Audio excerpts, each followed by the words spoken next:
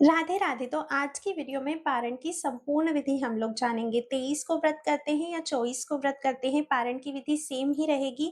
बस जो लोग 24 को व्रत कर रहे हैं और साथ ही में सावन सोमवार का व्रत भी कर रहे हैं, तो वो थोड़ा ध्यान से समझेंगे कि उन्हें अगले दिन 25 पे पारण किस प्रकार से करना है, किस चीज को लेके पारण करना चाहिए। पारण वाले दिन सुबह उठने से लेकर पारण की पूजा तक की संपूर्ण विधि मैं आप लोगों को बताऊंगी।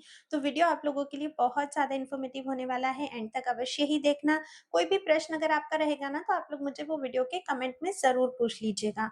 तो देखो, सबसे पहली बात कि मैंने जब एकादशी की वीडियो डाली थी, उसमें मैंने बताया था कि एकादशी व्रत में रात्रि जागरण किया जाता है।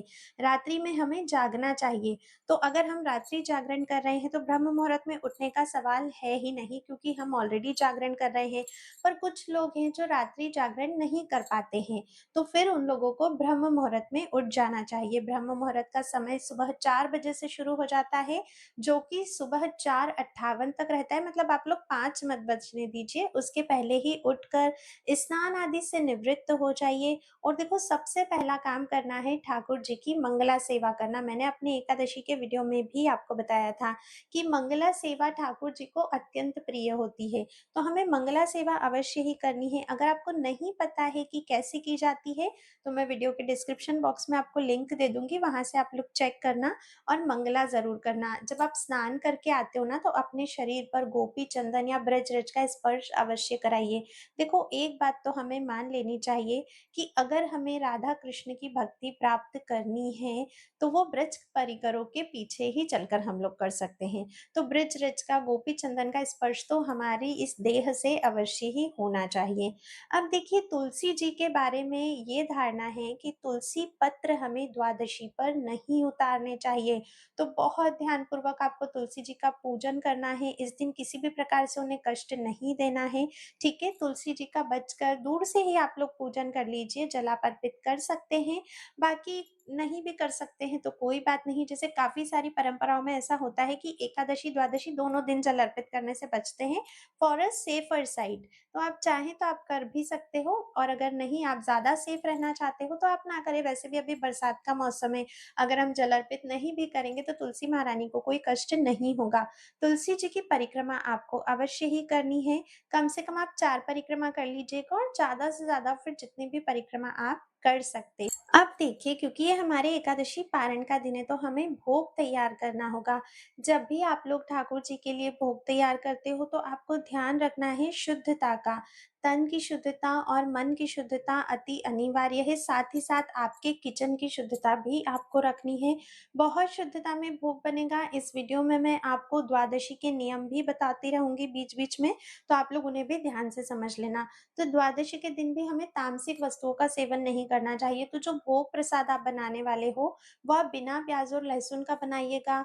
जिस भी बर्तन में कभी भी नॉनवेज पकाया गया है, उस बर्तन में आपको भोग नहीं बनाना है, विशेष ध्यान रखना है।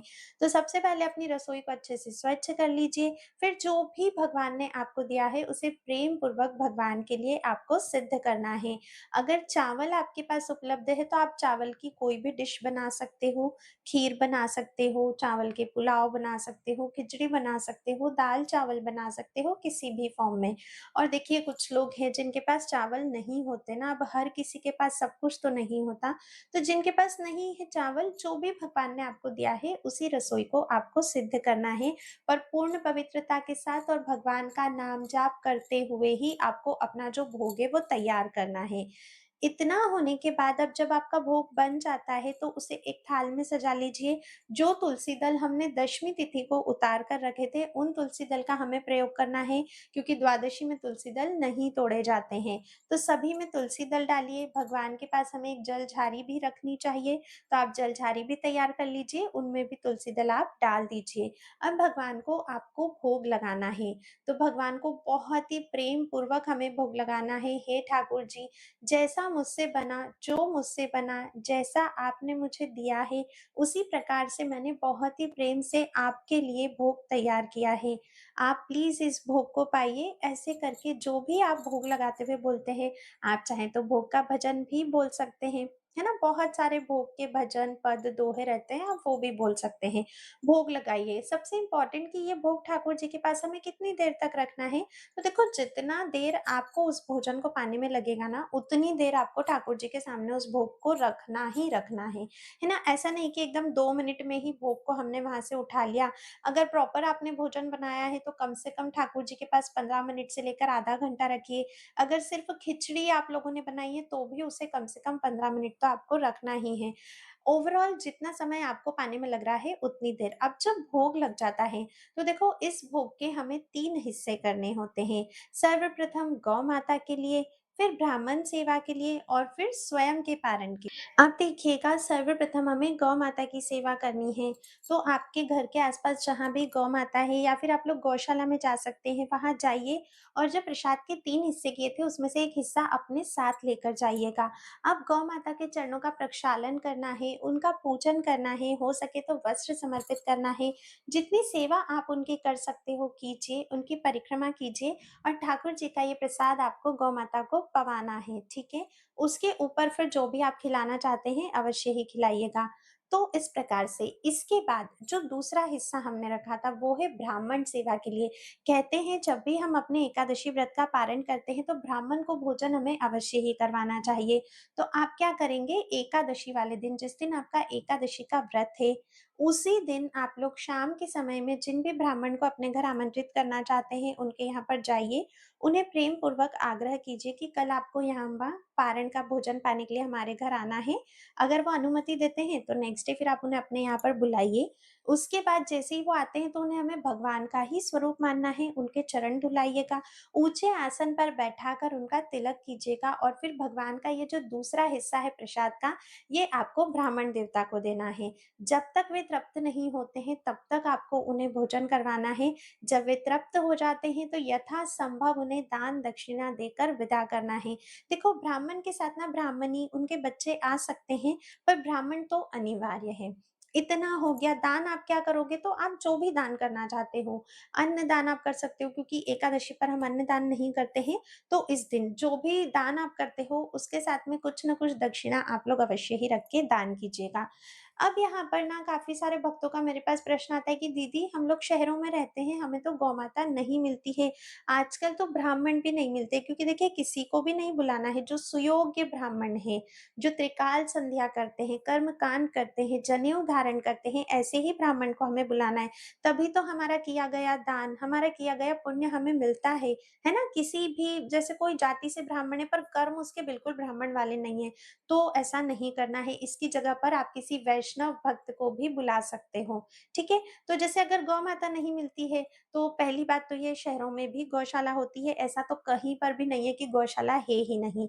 तो अगर उस दिन आपका जाना नहीं होता है, तो आप ऐसा करो फिर जितने अमाउंट से आप गौ माता की सेवा करने वाले हो, उतना अमाउंट पहले ही अलग निकाल के रख लीजिए उनकी सेवा के नाम से और जब भी गौशाला जाना होता है, तो उस अमाउंट से आप गौ माता की सेवा कर सकते हैं, है ना? उसके अलावा अगर ब्राह्मण की बात करें तो आप जैसे मैंने बताया किसी भी वैष्णव भक्त को बुला सकते हो या फिर मंदिर में जाकर दान कर सकते हो, मंदिर के पुजारी जी को आप लोग दे सकते हो या ब्राह्मण मान लीजिए 2-4 दिन बाद आने वाले हैं तो आप क्या कीजिए सीधा सामान निकाल के रख लीजिए। सीधा में जैसे कि पुराने लोग जानते हैं सीधा सामान यानी कि सूखा सामान, आटा, दाल, चावल, तेल, शक्कर, सब्ज़ी, नमक जो भी आप लोग भोजन बनाने में उपयोग करते हो, जिस भी चीज़ को आप पवाना चाहते थे, उनको वो सब सीधा निकाल लो। जब ब्राह्मण आपको मिलते हैं तब आप उन्हें ये दे सकते हो, दक्षिणा, दान सब कुछ उनका निकाल के रख लो। और एक और सबसे इम्पोर्टेंट बात कि अगर मान लीजिए कि ब्राह्मण सेवा हो ही नहीं पा रही है, तो जितना अमाउंट हमें ब्राह्मण सेवा में लग रहा है, उतने ही पूरे अमाउंट से हम गौ सेवा कर सकते हैं। गौ माता हमें गोविंद से मिलवाने के लिए सर्वसमर्थ है, तो गौ माता की सेवा आप लोग कर सकते हो। इतना हो गया, अब बात करते हैं हमारे स्वयं के पारण की। तो देखिए इस बार तो सोमवार का व्रत भी रहेगा, अगर आप लोगों ने 24 अगस्त को एकादशी का व्रत किया है, तो आपका सावन सोमवार भी है, एकादशी भी है, तो पारण में थोड़ा-सा आप लोगों को विशेष ध्यान रखना है। सबसे पहले तो हम लोग ये बात करते हैं कि पारण का समय क्या रहेगा? तो देखो 23 अगस्त को जो लोग भी व्रत कर रहे हैं, उनको पारण करना है 24 अगस्त दिन सोमवार को, लेकिन सुबह में पारण का मुहूर्त नहीं है क्योंकि हरिवासर का समय समय ही 10:49 तक रहेगा। तो आप लोग जो पारण करेंगे वो आप 10:49 के बाद ही करें। तो देखिए आप लोगों का जो पारण होगा वो 10:50 के बाद आप अपना पारण कर सकते हो। अब जो भी भक्त 24 अगस्त को व्रत रखने वाले हैं सोमवार के दिन, वे पारण करेंगे 25 अगस्त दिन मंगलवार को, और पारण का समय रहेगा सुबह 5:55 से लेकर सुबह 6:20 तक का, क्योंकि देखिए 6:20 तक ही द्वादशी रहने वाली है। और कहते हैं कि अगर हम अपने एकादशी व्रत का पारण द्वादशी रहते रहते करते हैं तो वो सर्वोत्तम माना जाता है। अगर आप इस समय में नहीं कर पाते हो किसी भी कारणवश तो आप इसके बाद कर सकते हो, पर अगर आप 6:20 तक पारण कर लेते हो तो वो सर्वोत्तम होता है, ठीक है? और अगर इसके बाद भी करना होता है ना तो बहुत ज़्यादा लेट आप लोगों को नहीं करना है। तो ये पारण का समय था। अब किस चीज़ से हम लोग को पारण करना चाहिए, कैसे करना चाहिए? तो देखो, हमारे शास्त्र कहते हैं कि भगवान श्री जगन्नाथ जी के महाप्रसाद से प्राणी मात्र को अपने एकादशी व्रत का पारण करना चाहिए। महाप्रसाद यानी कि जगन्नाथपुरी में मिलने वाले निर्माल्य, अगर आप जगन्नाथपुरी में हैं तो आप बहुत इजीली मंदिर जाकर निर्माल्य ले सकते हैं। अगर नहीं है तो जिस भी क्षेत्र में आप रहते हो वहां पर आसपास जो भी जगन्नाथ भगवान का मंदिर है वहां पर जाकर आप निर्माल्य का आग्रह कर सकते हैं। ठीक है, तो निर्माल्य से पारण करना है। अब देखो काफी सारे भक्त होंगे जिन्होंने निर्जल व्रत किया होगा, किसी ने सफल व्रत किया है यानी कि दूध पे फल पे, किसी ने एकादशी प्रसाद पे व्रत किया है। जिस भी विधि से आपने व्रत किया होगा सबसे पहले आपको ठाकुर जी के सामने बैठना है और हमारे राधा गोविंद को धन्यवाद करना है कि हे प्रभु, आपकी अहेतु की कृपा की वजह से ही मेरा एकादशी का व्रत संपन्न हुआ है, अन्यथा मुझ अधम में इतनी क्षमता ही नहीं है कि मैं एकादशी का व्रत कर सकूं। इस व्रत का जो भी फल होगा प्रभु मैं संपूर्ण फल आपको समर्पित करती हूँ। आपके चरणों में मेरी प्रेमा भक्ति हो, आपके चरणों में मुझे प्रीति हो और आपसे प्रेम हो, ऐसा आप मुझे आशीर्वाद दें। इस तरह से आप प्रार्थना कर सकते हो। उसके बाद जो निर्माल्य है और जो चरणामृत है भगवान का वो आप अपने पास रख लीजिए। सबसे पहले हमें भगवान श्री कृष्ण का चरणामृत ग्रहण करना है। अगर ठाकुर जी राधा रानी दोनों की सेवा है तो दोनों का चरणामृत आपको सबसे पहले ग्रहण करना है। उसके बाद निर्माल्य लेकर आपको अपने व्रत का पारण करना है। ठीक है, अब देखिए अगर आप लोगों के पास निर्माल्य नहीं है तो आप क्या करोगे? तो जिनके पास निर्माल्य नहीं है वे जो प्रसाद अभी हमें प्राप्त हुआ है भगवान को, जो हमने अभी खुद से बनाकर भोग लगाया था, उसी प्रसाद से जो तीसरा हिस्सा हम लोगों ने रखा है उसी से अपने व्रत का चरणामृत लेने के बाद हमें पारण करना होता है। तो ये विधि थी। अब मान लीजिए आपका सावन सोमवार का व्रत है, आपने 24 अगस्त को व्रत किया था, तभी आप क्या करोगे? तभी भी आपको महादेव से और भगवान श्री हरि विष्णु से सबसे पहले धन्यवाद करना है कि आपका जो व्रत है वो पूर्णतः सफल हुआ। सावन सोमवार का व्रत, एकादशी, महाद्वादशी का ये जो दुर्लभ संयोग था, ये व्रत आपका भगवान की कृपा से ही संपन्न हुआ है। तो सबसे पहले उन्हें धन्यवाद देना है, उनकी कृपा की याचना करनी है और प्रभु से कहना है कि हे प्रभु, अब मैं अपने दोनों ही व्रत का पारण करने जा रही हूँ। सबसे पहले चरणामृत लेकर फिर आप निर्माल्य या फिर वो प्रसाद ले सकते हैं जो अभी हमने खुद बनाकर प्रभु को भोग लगाया था। तो आपके दोनों ही व्रत का इस तरह से पारण हो जाएगा। लेकिन ध्यान रहे जिन लोगों का सावन सोमवार का व्रत है 24 तारीख को, वे शाम के समय भोजन नहीं करेंगे। सावन सोमवार का व्रत भी आपका 25 को ही खुलेगा और फिर एकादशी का व्रत भी 25 को ही खुलेगा। जो लोग दोनों दिन का एकादशी व्रत कर रहे हैं 23 और 24, उनको भी अपने व्रत का पारण 25 अगस्त 2026 दिन मंगलवार को ही करना।